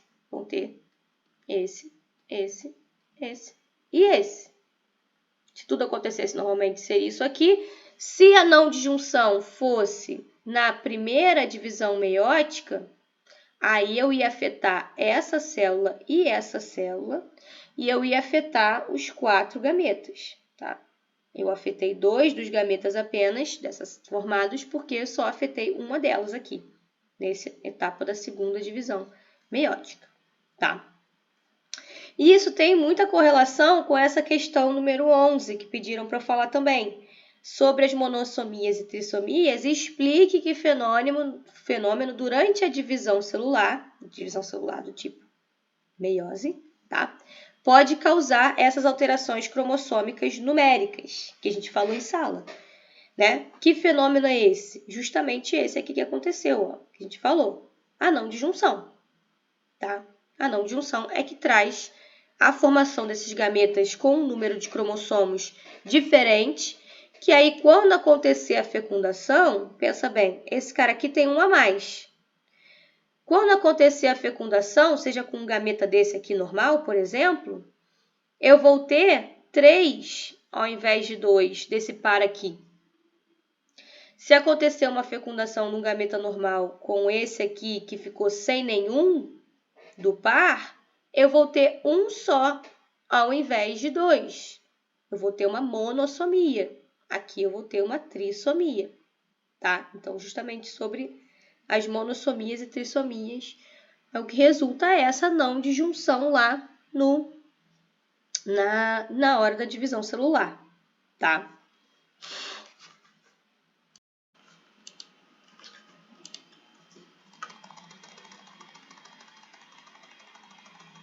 Aqui, ainda dentro desse contexto aí da alteração cromossômica, dá uma revisada aqui nessa parte, a gente falou, né, que as alterações cromossômicas podem ser estruturais ou podem ser numéricas, tá? As alterações numéricas, né, são no número de cromossomos, tá? Então, a gente tem uma alteração né, no número de cromossomos, que pode ser no conjunto inteiro ou em parte do conjunto. No conjunto inteiro, a gente já sabe que em humanos isso não é muito viável, tá? Isso não gera indivíduos aí com sobrevida, tá? Mas a alteração em parte do conjunto, né, alterar o número de cromossomos em um dos pares, por exemplo, para mais ou para menos, é viável. Então, tem muitos indivíduos, né, muitas pessoas, que têm esse tipo de alteração genética, esse tipo de condição genética de não ter exatamente 46 cromossomos, de ter 45, de ter 47, tá? Ou até outras diferenças, tá? E isso acontece justamente por conta lá da meiose. Então, aqui eu só estou mostrando a meiose normalmente aconteceria dessa forma aqui. A gente tem lá, ó, aqui, por exemplo, estou mostrando 2 pares. Tá? Professora. Ah, esqueci, gente. Pera. Bom, beleza. Antes eu estava só mostrando essa parte aqui lá dos slides, tá? Então, dá uma olhada lá nos slides, alterações cromossômicas. E aqui, né, a gente falou sobre as estruturais ou numéricas. E aqui eu falo um pouquinho das alterações numéricas, tá? Que pode ser o conjunto inteiro ou em parte do conjunto. Em parte do conjunto a gente chama de aneuploidia, tá? E Essas alterações numéricas, né, vão acontecer justamente por decorrência ali da meiose, né, na formação desses gametas, esses gametas estando com número de cromossomos alterados. Quando tiver fecundação desses gametas, você vai ter um zigoto formado com alteração no número de cromossomos, tá? Então, só mostrando uma meiose normal, tá? Em que não aconteça nenhum fenômeno que altere esse número de cromossomos, como a gente estava mostrando ali. A meiose tem a primeira divisão e a segunda divisão. Uma célula forma 4 gametas, tá? E aí a gente tem a primeira divisão, separam-se os cromossomos do par, então a gente tem o par roxinho e o par verdinho, tá? Então se separam. Depois tem a separação das cromátides irmãs, tá? Que estão ali a duplicação delas. E aí vai, né, um cromossomo de cada par para cada um dos gametas. Então, por exemplo, se esse gameta aqui fecundasse esse aqui, né, uma suposição aleatória, porque isso não aconteceria, mas enfim, a gente teria ali, vai restabelecer aquele número de cromossomos que a gente estava lá no início, tá? A gente vai ter um par do roxinho e vai ter um par do verde, tá? Aqui ele já está duplicado, tá, gente? Antes ele não estaria duplicado, estaria com um de cada um, né? Com um par desse roxo e um par do verde, tá? E aí a gente tem esse fenômeno que traz essa alteração no número de cromossomos dos gametas, é a tal da não disjunção, que significa não separação. Juntar é o quê? Juntar é juntar, né? Junção, junção. Disjunção é não junção, tá? Então, acontece a não disjunção, a não separação. Tá? Só uma forma bem... Enfim, que é o termo mais usado, né? Se forem procurar, vocês vão achar esse termo. Então, eu sou obrigada a mostrar esse termo para vocês. Mas quer dizer que não separação, tá? Acontece a não separação. Os cromossomos têm que separar o par, cada um para uma célula. Depois tem que separar a cromátide irmã, cada uma para uma célula. E acontece o fenômeno disso não ser puxado corretamente. Na hora lá da anáfase, que é o momento que puxa, lá o fuso mitótico puxa, e aí acaba vindo um par inteiro para um dos lados, por exemplo. Isso aconteceu, então, aqui uma não disjunção desse par aqui de cromossomos na meiose 1, na primeira divisão. E aí essa célula ficou com um par a mais. Essa célula aqui ficou com um par a menos. Na segunda divisão, vai resultar em gametas que vão ter um a menos e vai resultar em gametas que vão ter um a mais. Aí a colega pediu para eu falar sobre as monossomias e trissomias. O que é monossomia e trissomia? Normalmente, a gente vai ter 2 cromossomos, né? Um par de cromossomos para cada um dos nossos 23 pares. 2 de cada um. Monossomia seria ter um só. Mono, né? Monossomia. Vou ter um só, ao invés de 2. Trissomia seria ter 3 ao invés de 2, tá? Uma alteração no número de cromossomos. Tá? Então, vamos ver aqui, ó. Essa célula que está representada tem um cromossomo que é o grande e o pequeno. Tá? Ela tem 2 pares e ela tem um cromossomo grande e o pequeno. O que aconteceu aqui depois da não disjunção é que eu formei gametas que tem, ao invés de ter um só do par grande, vai ter 2 do par grande. E aqui, ao invés de ter um só do par grande, não tem nenhum do par grande. Tá? Quando eu tenho uma fecundação aqui acontecendo, ó, pensa numa fecundação, na junção dessa célula com essa. Eu vou ter, ó, do cromossomo pequeno, que não aconteceu de não junção nenhuma, ó, o cromossomo pequeno deu tudo certo, tudo tranquilo, ó, tem umzinho em cada um dos gametas. Ó, aqui, do cromossomo pequeno, eu vou ter um par, tá? Não tá tendo nem monossomia, nem trissomia desse par pequeno. Mas do par grande, ao invés de ter 2, eu vou ter 3. 1, 2, 3. Trissomia. Quando eu fecundo aqui, ó, nessa célula que não recebeu nenhum desse cromossomo grande, ó, o pequeno vai ter um par. Mas do grande, eu não vou ter um par, eu vou ter um só. Então, eu vou ter monossomia, tá? Novamente, mostrando que a não disjunção pode acontecer lá na primeira divisão meiótica e aí afetar os 4 gametas, ou pode acontecer na segunda divisão meiótica com uma das células só, formadas aqui pela primeira divisão, e aí afetar só os gametas dela, como aconteceu nessa questão aí do ED, tá? E aí lembrando, mas o que é monossomia e o que a trissomia causa? Por exemplo, indivíduos que têm 3 ao invés de 2 cromossomos do 21, né? Nós temos 23, né? São numerados, de 1 a 22 e o sexual. O cromossomo 21, se a gente tem um par, tá? Não vai ter essa característica aqui, genética, essa condição genética. Quando tem 3 do cromossomo 21 ao invés de 2, a gente tem a síndrome de Down, que é uma condição genética. Muitos indivíduos aí vão ter, vários indivíduos, né? Vão ter, tem 1 a cada 700 nascimentos, a gente tem um indivíduo que tem 3 cromossomos 21 ao invés de 2. E aí tem síndrome de Down, que traz uma série de características fenotípicas que unem esse grupo de pessoas. Monossomia, um exemplo de monossomia. Também tem a monossomia do cromossomo sexual. Então, ao invés de ter lá, né, o cromossomo X e o Y, né, ou X e X, né, vai ter, né, normalmente nós teríamos um par do cromossomo sexual, seja ele XX ou seja ele XY. Quando tem aí a não disjunção, forma esses gametas aí, no caso formou aquele gameta, né, sem nenhum desse cromossomo sexual, quando tem a fecundação, ficou um cromossomo X sozinho, tá? E o cromossomo X sozinho traz a condição genética que a gente chama de X0, né? Que traz a síndrome de Turner. Tá? É uma síndrome, é uma em cada 2.500 a 3.000 meninas nascidas tem essa síndrome, que traz uma série de características fenotípicas que unem esse grupo de pessoas com essa condição genética. Deu para entender? Vamos lá. Nessa questão 2 aqui, que a colega pediu para a gente falar, questão 2 do ED, fala: um gene determina a característica de coloração de sementes de uma planta, apresentando 2 fenótipos, né? Cor rosa, bezão para cor rosa e berzinho para cor branca, isso, né? A partir de um cruzamento, que está me tampando aqui o negócio da gravação.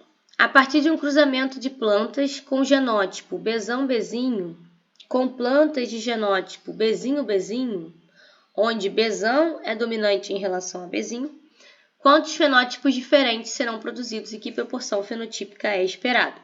Então, falei que é dominante, estou falando de dominância completa, tá? Se não for a completa, eu vou falar que não é a dominância completa. Se não falei nada, falei que é dominante, falei de recessivo, falei dominante, considera a dominância completa, tá? Então, eu tenho lá, o bezão é para cor rosa, o bezinho é para cor branca. E aí eu tenho um cruzamento de bezão-bezinho com bezinho-bezinho, tá? Então, para esse cruzamento aqui, temos que pensar o seguinte. Nós temos esse cara aqui, tem a possibilidade de doar bezão ou bezinho, tá? E esse cara aqui só pode doar bezinho. Vamos montar nosso quadro de Poinet assim? Vamos. Ó, esse aqui doando só o bezinho. E esse cara aqui doando ou bezão ou bezinho. Então, assim, a gente monta um quadrinho curtinho, piquititinho, de 2 entradas só. 2 entradas só. E faz o quadro. Bezão com bezinho. Bezinho com bezinho. O meu total aqui de entradas foi 2, tá? Total de 2. No total de 2, eu tenho uma como bezinho e uma como bezão-bezinho. Então, metade das chances de ter, né, bezinho e metade das chances de ter bezão-bezinho, tá? Qual foi a pergunta dele aqui? Quantos fenótipos diferentes vão ser produzidos? Bom, aqui eu estou falando de genótipo, bezinho, bezão-bezinho. Mas qual é o fenótipo relacionado com bezinho? Quando eu tiver bezinho, eu vou ter branca. Então, aqui é branca o fenótipo. Genótipo bezinho, fenótipo branca. Bezão-bezinho, sendo heterozigoto, como é dominante o bezão, eu tenho fenótipo rosa. Então, aqui vai ser rosa, tá? Então, desse meu cruzamento, quantos fenótipos diferentes são produzidos?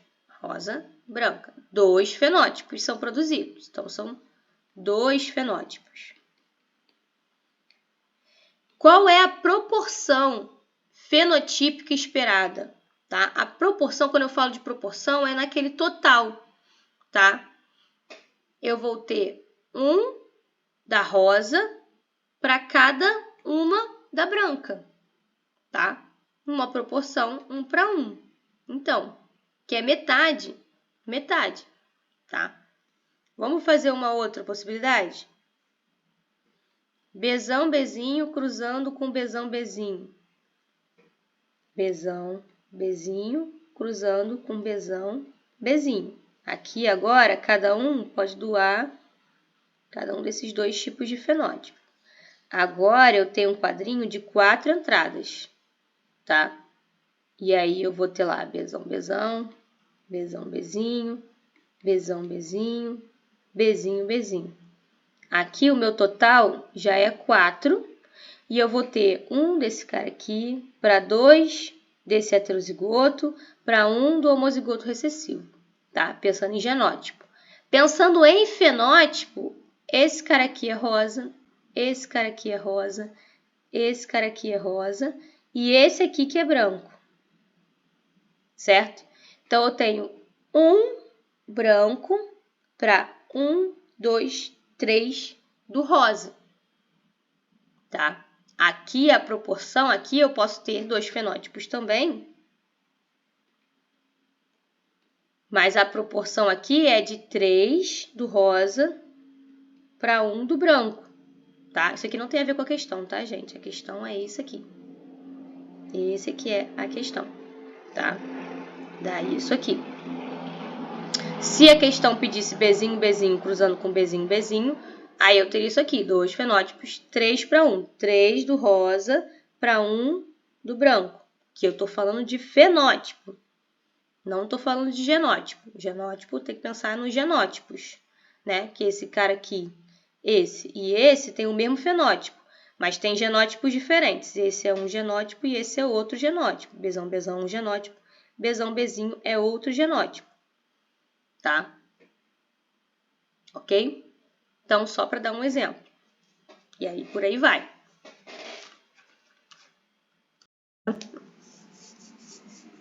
A questão de número 7.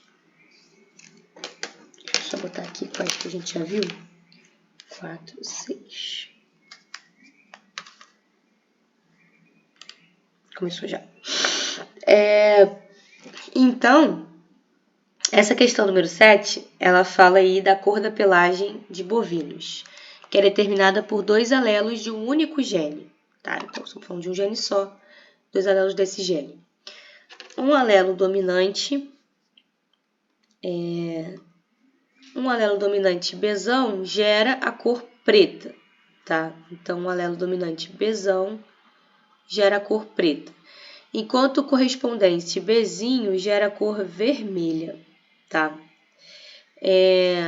E alelos de um segundo gene, então a cor da pelagem tem a ver com um gene. Alelos de um segundo gene, então tem um outro gene que segrega independente desse, tá? Que é para a gente não pensar em ligação gênica nem nada. Controla a extensão da coloração no corpo, tá? Então, controla a extensão da coloração no corpo, tá? Quanto vai se estender essa coloração. Então, eles, de alguma maneira, estão interagindo, tá? E aí você tem aí os homozigotos Rzão, para esse segundo gene aqui, tem a pelagem uniformemente colorida. De que cor? Da cor determinada pelo outro gene, pelo gene aqui, se vai ser Bzão ou se vai ser Bzinho. E o heterozigoto Rzinho tem pelagem malhada de branco, tá? Então, vai ser malhado quando tiver Rzinho. Então, vai ter aquela cor, mas malhado. E o homozigoto Rzinho tem uma pelagem uniformemente branca, independente do genótipo do Bzão, tá? Então, aqui, esse quando tem os alelos Rzinho e Rzinho em conjunto, não importa se no outro gene eu tenho Bzão ou se eu tenho Bzinho, para cor preta ou para cor vermelha, vai ser branco, tá? Ele anula, né, as funções desses alelos do outro gene. Ele se sobrepõe, ele é epistático, tá? Lembram disso? Ele é o epistático. A gente está falando aqui de uma epistasia do tipo recessiva, que são alelos recessivos, que se sobrepõem aí em relação aos alelos do outro gene, tá? E aí vem a pergunta. Então, se eu perguntasse, se eu trouxesse toda essa informação aqui, perguntasse para vocês qual o tipo de relação, tudo mais, vocês já saberiam que é uma relação de epistasia recessiva. Tá? A interação entre genes seria de epistasia recessiva. E aí a gente tem aí uma vaca, a pergunta que foi feita, né? Mais simples. Eles falaram aí, tem uma vaca de pelagem preta malhada, tá? E um touro branco tiveram um bezerro malhado vermelho. Qual o genótipo da vaca mãe, tá? Da vaca aqui, dessa vaca mãe aqui, preta malhada, tá? Então, vamos pensar aqui nesses possíveis fenótipos e no cruzamento para a gente poder chegar no genótipo final dela, tá? Se a vaca é preta, a gente viu que preta, se tem um alelo dominante Bzão, alelo dominante Bzão, gera a cor preta. Então, ela necessariamente tem um alelo Bzão. Se ela é Bzão ou Bzinho, a gente não sabe até aqui. Então, ela é Bzão alguma coisa por enquanto. Vou deixar aqui por enquanto. Talvez a gente descubra o genótipo inteiro. E aí vem que ela é não só preta, ela é malhada. Então, para o outro gene que fala da extensão da coloração, né, os malhados, ó, os heterozigotos, Rzão, Rzinho, é que tem são malhados de branco. Tá? Então, necessariamente, ela é Bzão alguma coisa e ela é Rzão, Rzinho. Porque se ela fosse Rzinho, Rzinho, ela seria branca. E se ela fosse Rzão, Rzão, ela seria uniformemente preta, tá? Então, até aqui é isso. Mas aconteceu, ele deu mais informação aqui para você. Ele falou que teve um cruzamento dessa vaca, essa aqui é a vaca, tá? Com um touro que tinha aí um fenótipo de ser totalmente branco. Então, se ele é totalmente branco, ele é Rzinho, Rzinho, porque a gente viu que quem é Rzinho, Rzinho é que fica com a pelagem totalmente branca. Então, ele é Rzinho, Rzinho, e para o outro gene, não sei, não dá para saber, porque não importa o outro gene, né? Ele poderia ser Bzão, Bzão, poderia ser Bzinho, Bzinho, poderia ser Bzão, Bzinho, mas de qualquer forma ele seria branco. Então, eu não sei dizer o genótipo dele para o gene B, mas eu sei dizer que ele é Rzinho, Rzinho. Um cruzamento aconteceu. O cruzamento aconteceu entre esses dois e nasceu um bezerro aqui, malhado vermelho, tá? Então, se ele é vermelho, então pensando aqui, se ele é vermelho, o genótipo recessivo Bzinho, o alelo recessivo Bzinho é que determina a cor vermelha, certo? Então, se ele é vermelho, esse alelo recessivo, ele é Bzinho necessariamente. E se ele é malhado, né, ele é Rzão, Rzinho. Ele recebeu esse Rzão da mãe e recebeu o Rzinho do pai, porque obrigatoriamente ele vai receber esse Rzinho do pai, um Rzinho do pai. Então, recebeu um Rzão da mãe. E ele é Bzinho. Se ele é Bzinho, ele recebeu um alelo desse do pai, do touro, né, pai e mãe, e da vaca. E um outro alelo Bzinho ele recebeu da vaca necessariamente. Então, se necessariamente ele recebeu aqui e aqui, então isso quer dizer que a vaca tinha um alelo as Bzinho para poder doar, tá? Então, assim a gente chega, ó, certinho no genótipo da vaca. A gente não tinha muita certeza aqui, né? Mas como ela teve um filhote que era homozigoto recessivo, quer dizer que ela carrega esse alelo recessivo, tá? Então, esse é o genótipo da vaca mãe, que é o que está perguntando aí na questão. Alguém teve dúvida aí? Nessa questão aqui, né, eu falo para vocês, que é a questão 10, eu acho, eu falo para vocês em relação, mostro um heredograma e peço qual é o padrão de herança, só essa pergunta. E aí, sempre que eu perguntar padrão de herança, pensa naquelas 4 possibilidades que a gente viu ali de heredogramas A gente falou aí hoje ainda, agora há pouco, sobre os heredogramas e os padrões de herança, tá? Então, pensar se é autossômico ou ligado ao X, se é dominância ou recessivo, tá? Então, eu não vou pedir muito mais além daquilo que eu já estava falando lá, tá? Não vou trazer nada muito complicado para vocês também sempre. Então, esse caso aqui não é mais, não é diferente. Pode ser a partir do que a gente conversou mesmo. A gente conversou que quando a gente tem, né, indivíduos afetados do sexo biológico feminino e masculino em proporções iguais, estamos falando de uma característica autossômica. Então, aqui eu tenho 3 indivíduos sexo biológico masculino afetados e 3 indivíduos sexo biológico feminino afetados. A proporção é a mesma, tá? Afeta de forma igual. Então, a gente já coloca como sendo autossômico, tá? E depois a gente pode ver também em relação a ser recessivo e dominante, tá? Então, se a gente pensar aqui, ó, sendo esse indivíduo aqui como sendo, por exemplo, dominante, né? Desculpa, sendo recessivo, vamos pensar no recessivo primeiro. O recessivo é muito comum a gente aparecer ali aqueles saltos de geração. Então, o indivíduo, para apresentar a característica, tem que ter duplamente o alelo recessivo. Para ter duplamente o alelo recessivo, ele pode ter pais que sejam normais e heterozigotos, por exemplo. Então, o salto de geração acontece bastante. Aqui, a gente vê que não acontece, tá? Não acontece isso. A gente não tem todos os indivíduos afetados têm pai ou mãe, ou pai, né? Um dos progenitores é afetado também. Que aí passa o alelo, se passa o alelo, passa ele com sendo afetado, afeta o próprio indivíduo e afeta a prole. Tá? A mesma coisa. Indivíduos afetados com pais afetados. Tá? Aqui a gente tem uma geração que não apresenta a característica e segue trazendo isso para a prole, desculpa. Né? Aqui a gente não tem esse salto acontecendo. A característica não retorna nas próximas gerações. Tá? Então, esse salto aí não acontece. Então, seria, de acordo com o que a gente conversou, autossômico e dominante. Tá? Isso porque eu não dei nenhuma outra informação. Eu poderia dar alguma outra informação para vocês tentarem chegar lá nas conclusões.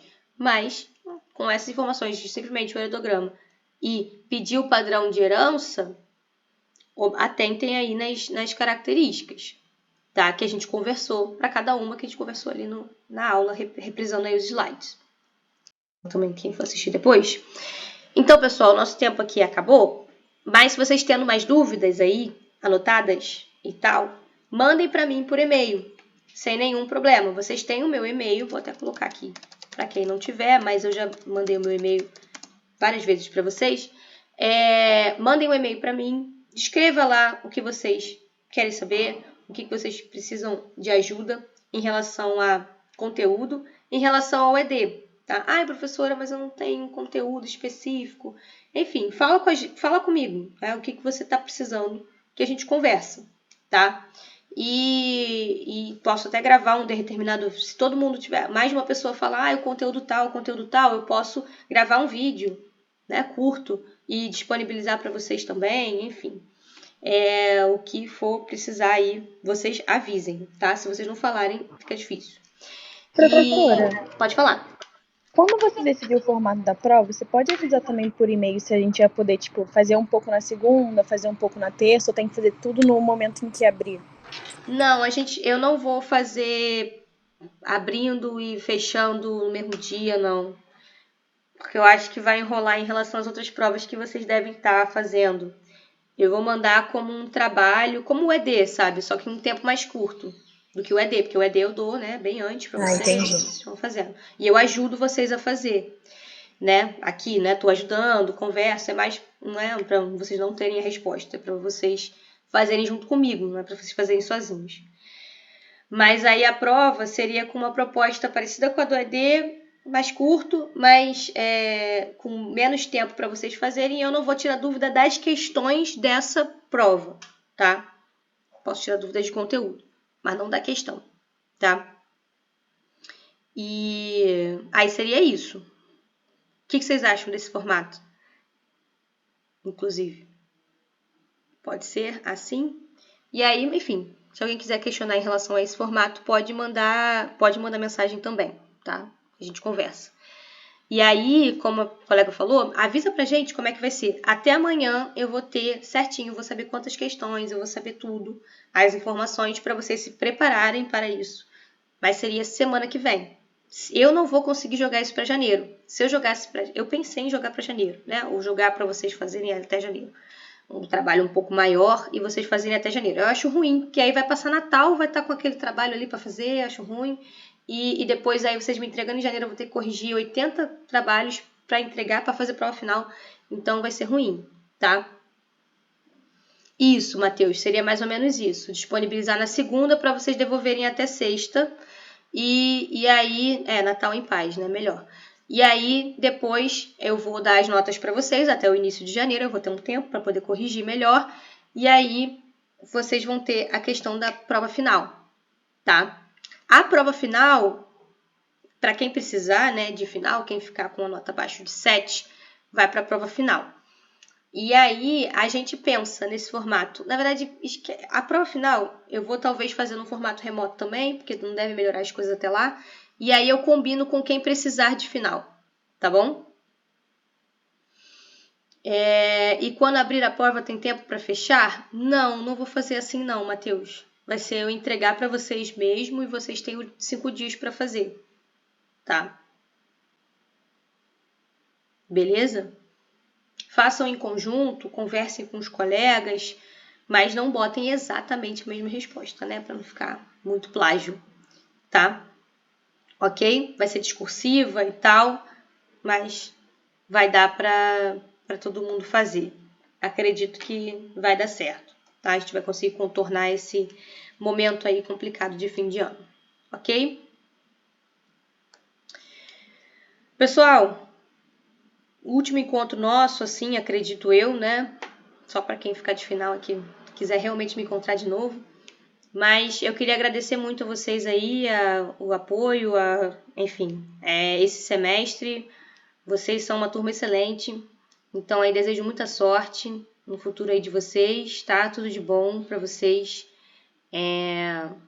Que vocês se formem, que vocês sigam aí a vida de vocês para onde vocês seguirem. Que seja sempre muito sucesso, tá bom? Muito obrigada aí pelo apoio, pela compreensão aí nas questões que precisamos ao longo, tá? E agradeço mesmo, viu? Enriquecedor esse semestre. Um abraço. Obrigado a vocês, viu? Que isso. E qualquer dúvida, manda e-mail, tá bom? Valeu. Beijão. Beijão a todos. Tchau, tchau. Valeu, gente. Feliz que tenham gostado também. Tá? Tchau, tchau.